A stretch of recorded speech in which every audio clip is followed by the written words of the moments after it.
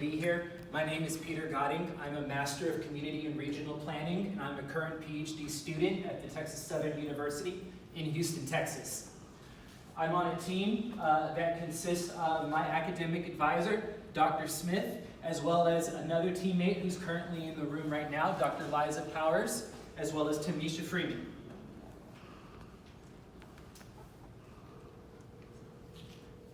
So let's talk about Houston. As we already know, Houston is renowned for being an industrial capital of the world.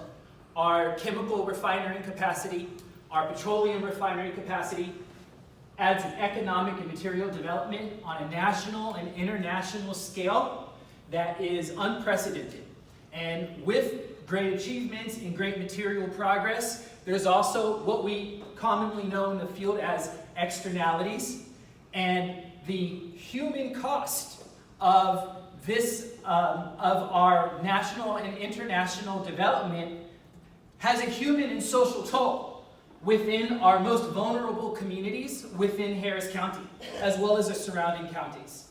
So as indicated on the map to the left, we have census tracts that indicate where Black and brown populations are disproportionately higher than in the rest of the census tracts of the county. What we also have is cancer risk, pollution sites, and even air pollution monitoring, where we know that there is significant air pollution. So what does this tell us? Obviously, if you live in one of these census tracts, you are more exposed to industrial and urban waste than the rest of the community, the rest of the county. So what? Well, what that means is these census tracts have an accelerated rate of cancer, COPD, heart attack, stroke, all equaling a 10 years less lifespan than everyone else who lives in the county. So at Texas Southern University, many years ago, we already began partnering with community organizations and community residents who are embedded in apprehending these environmental racism issues in a constructive way. Now, one of the main problems that we have as Texans is that the chemical and the petroleum industries are a significant economic base, as I've already indicated. A tax base, a job creator. It's even a job creator for those who live in the communities that are oppressed. So you have an intractable situation with the regulatory agencies.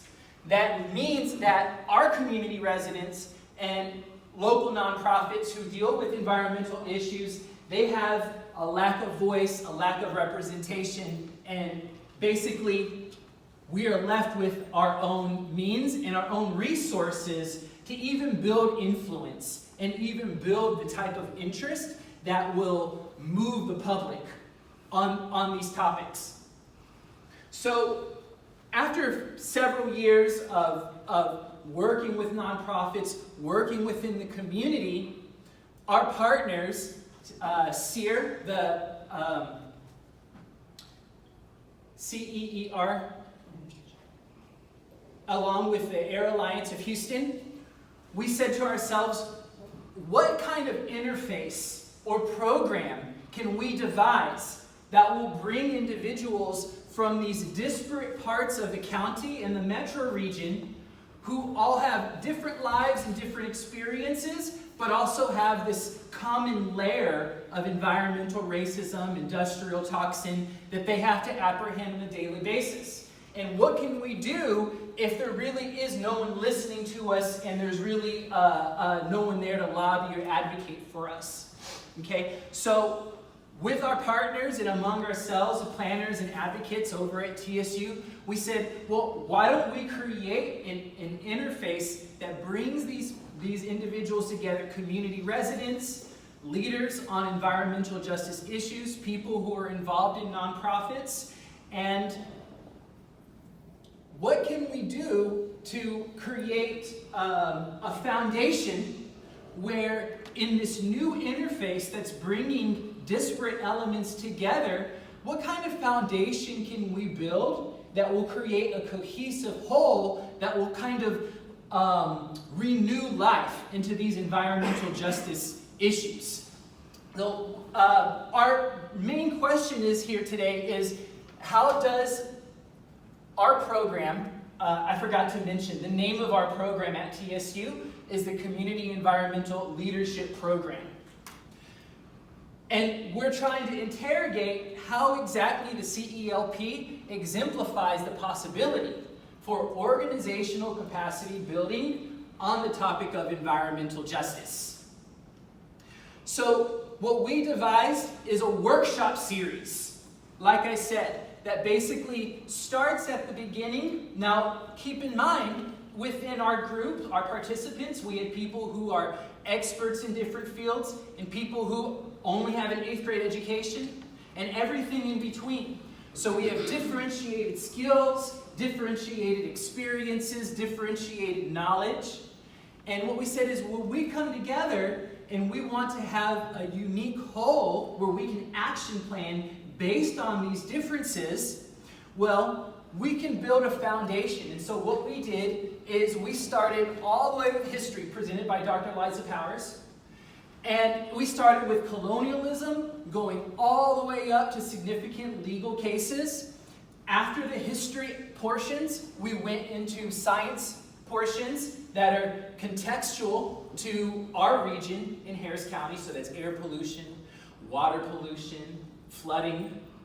Okay? And we said, as a group, as a unique whole, we can take our knowledge of the history and the science, and what we can do is begin data mining and looking for how this plays out in those census tracts, how our experiences can be replicated and communicated to the public. Maybe it's not elected officials, maybe it's our neighbors. Maybe it's people who we want to create more public activism and at least consciousness around these. Essentially, we're saying environmental racism, which it is, but normatively, it's a public health crisis. And everybody, when you wake up and you can't breathe and you're coughing, you recognize that. Okay, and that's what's real for our residents.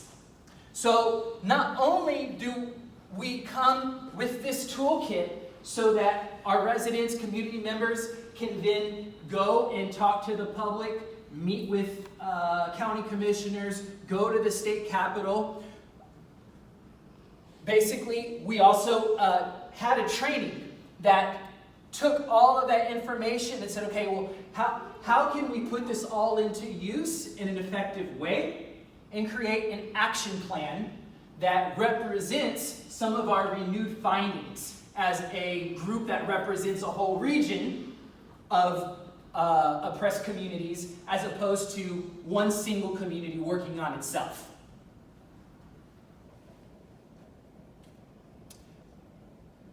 The most interesting aspect, and this was actually covered in a topic a little bit earlier in a session I was in, was that our workshop series, although it was rich and full of content, was merely an object to transcend to a deeper level that vested our community members with the willingness and the inspiration to actually find new opportunities and new ways to express our interests. So if I were to just go back here, okay, this is the general feeling in the room. Sessions, Module 1, frustration, despondency, burnout. Module 2, frustration, despondency, burnout. And it's not really until we got right over here and our residents started really building trust with each other, building relationships, making connections that previously had only been dreamt about and thought about. And so you had people who were in their 50s, 60s, 70s who had already been in civil rights, already been dealing with environmental justice, and said, oh, well, you know what, we live in Texas, it's all run by Republicans, we're not going to get anything done.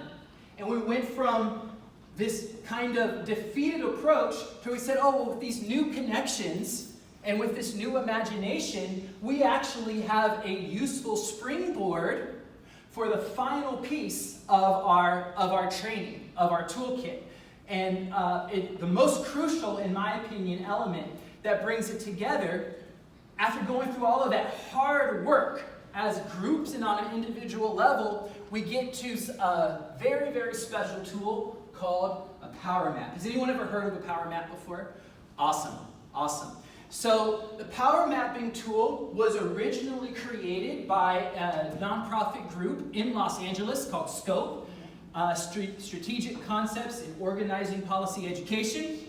This was a tool meant to mitigate elite capture inside of local programming, and it's simple and complicated at the same time. So it's a method to visualize and identify what are the social and political networks and connections that exist within and between our group, and to identify who is an ally, who is not, who's influential, and who is not, in an effort to look at opportunities and individuals who we can leverage and influence. It doesn't have to be necessarily anyone important, but you work from the bottom and go and work your way up to a larger stage. And that was one of the biggest takeaways, was that our community, our participants, actually took this knowledge and these exercises and went and pollinated their communities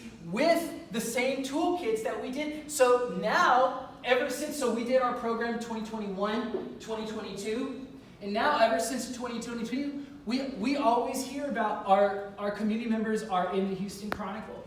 They're in the Texas Tribune. They're on the Houston Public Radio.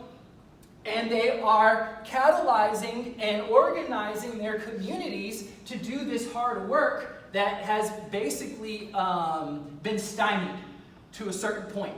Okay? And so through identifying, getting to that deeper level of the social and emotional inspiration, and then being able to action plan around our actual normative resources has really breathed new life in the Houston area in terms of tackling these decades-long environmental pollution issues.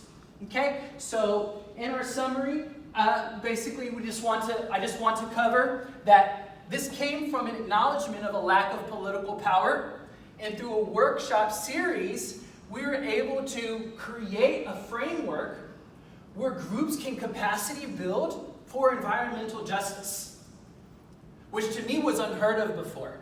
Okay, and this was through building a common foundation that allowed our participants to actually transcend the material level and actually reignite their passion and inspiration for these issues. And that was probably our biggest conclusion, and we're still going, even to this day, working with our community residents and our partners to continue doing this work. And so I really appreciate everyone's time listening, and I hope that you're also inspired by hearing this as well.